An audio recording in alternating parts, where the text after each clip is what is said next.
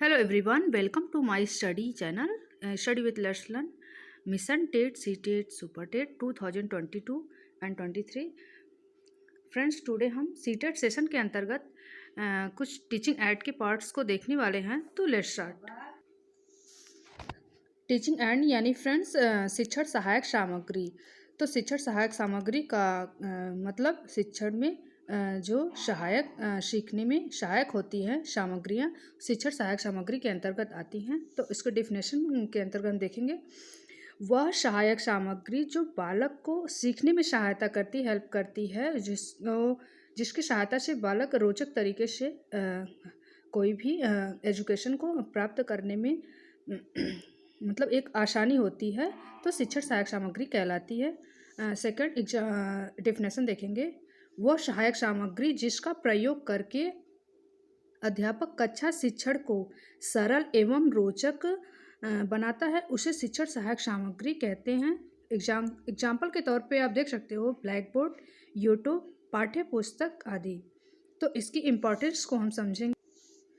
तो CTET exam में किसी भी टॉपिक से आप क्वेश्चन को पूछ सकता है, सहायक सामग्री डेफिनेशन के रूप में या फिर उसके इम्पोर्टेंस के रूप में। तो आप इम्पोर्टेंस को भी समझेंगे एंड उसके बाद आगे के पार्ट को देखेंगे। तो इम्पोर्टेंस के अंतर्गत विषय को सरल एवं रोचक बनाती है शिक्षण सहायक सामग्री।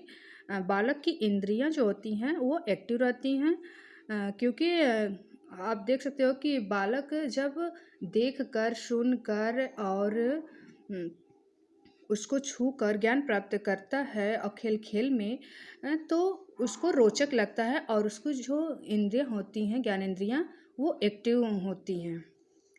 नेक्स्ट, बालक को अभिप्रेरणा प्रदान करना। तो शिक्षण सहायक सामग्री से बालक का खुद बेखुद अभिप्रेरित होता है कि ये तो मतलब जो पढ़ाई एक तरह से देख सकते हो आप कि एजुकेशन ये तो अच्छी चीज़ होती है, तो बालक को रुचि आती है। नेक्स्ट, हिंदी विषय में नवीन तकनीकी का प्रयोग सुनिश्चित करती है तथा समय व शक्ति की बचत करती है। फिफ्थ पॉइंट, रटने की जो हैबिट होती है उससे बच्चों को मुक्ति मिलती है। बच्चे समझ के जान के और उसको अवलोकन करके सीखते हैं। उसमें जो रटने की जो हैबिट होती है उसमें दूर हो जाती है। सिक्स पॉइंट, शिक्षण में विविधता लाना। विविध तौर से हम शिक्षण में को सिखा सकते हैं शिक्षण सहायक सामग्री के यूज से। सेवेंथ, शिक्षण सूत्रों के अनुकूल होती है। जैसे शिक्षण सूत्र जिस होते हैं उस तरह से हम सहायक सामग्री को उसके अनुकूल होती हैं। तो नेक्स्ट पार्ट को देखेंगे। Types of teaching ads. सहायक शिक्षण सामग्री के प्रकार को हम देख सकते हैं। तो श्रव्य मतलब सुनना, जो सुन करके हम ज्ञान प्राप्त करते हैं। अदृश्य यानी देखना, तो जो हम देख करके ज्ञान प्राप्त करते हैं या ज्ञान प्रदान करते हैं, तो वो दृश्य सामग्री कहलाती है। और जो दृश्य श्रव्य यानी देखकर और सुनकर दोनों तरह से, तो देखना और सुनना दृश्य श्रव्य सहायक सामग्री कहलाती हैं। तो एक एक करके हम समझेंगे। फर्स्ट, श्रव्य यानी सुनने के लिए।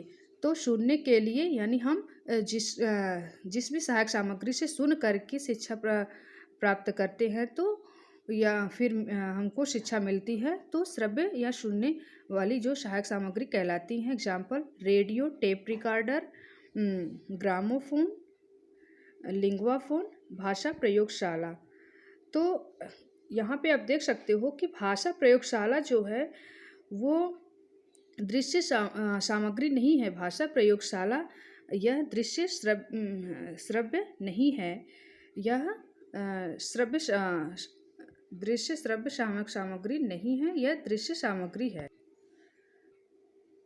तो फ्रेंड, भाषा प्रयोगशाला को आप श्रव्य के अंतर्गत रखेंगे। लिंगुआ फोन को हम कैसे यूज करते हैं?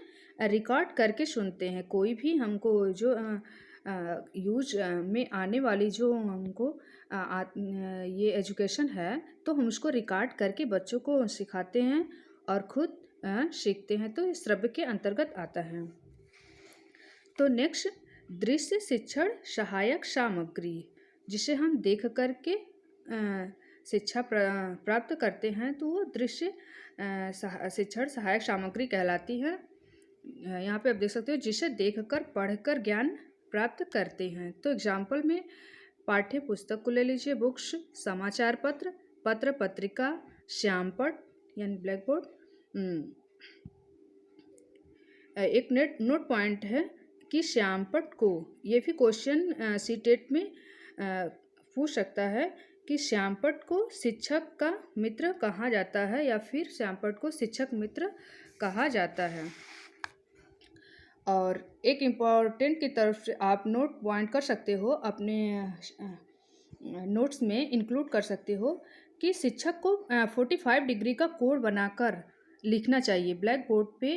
जब भी शिक्षक के तौर पे आप रहो तो 45 डिग्री का एंगल बना करके ही हमेशा बाईं तरफ खड़े हो करके ही बच्चों को कोई भी ब्लैक बोर्ड पे लिखकर एजुकेशन दीजिए।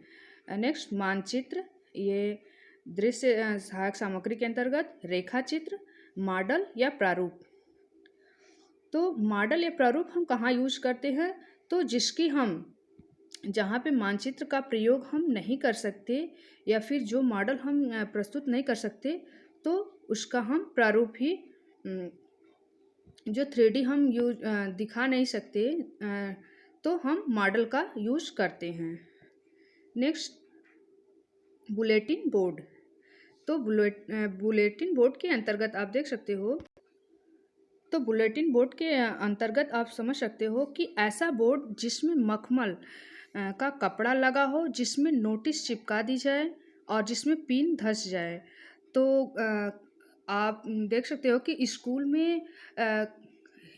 में जो बुलेटिन बोर्ड लगे होते हैं, कोई भी ज़रूरी सूचना चिपकाने के लिए, तो वहाँ पे मखमल के कपड़े लगे होते हैं और हम कोई नोटिस जो चिपका सकते हैं, मुख्य द्वार पे लगा होता है। तो इस तरह से होते हैं। फ्लेनिंग बोर्ड भी दृश्य शिक्षण सहायक सामग्री के अंतर्गत आएगा। तो फ्लेनिंग बोर्ड की फिगर इस तरह से होती है।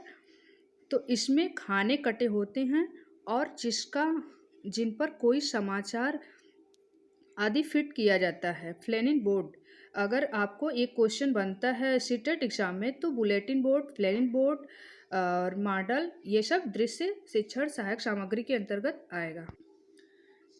Next point, film strip. तो फिल्म स्ट्रिप भी आप देख सकते हो, फिल्म स्ट्रिप की फिगर इस तरह से होती है। तो उसमें एक ही घटना आदि को दर्शाने हेतु कई चित्र होते हैं, जिसके द्वारा हम उसे समझ सकते हैं। कोई भी एक फिगर होता है, मतलब एक ही घटना का कई फिगर हम उसको चिपका सकते हैं, तो इसको फिल्म स्ट्रिप आदि नेम से जानते हैं। तो ये भी दृश्य शिक्षण सामग्री के अंतर्गत आता है। तो यहाँ पे भी कुछ नोट पॉइंट है कि दृश्य सामग्री को हम 2 भागों में बांट सकते हैं। कभी कभी सीटेट एग्जाम में आपको इसमें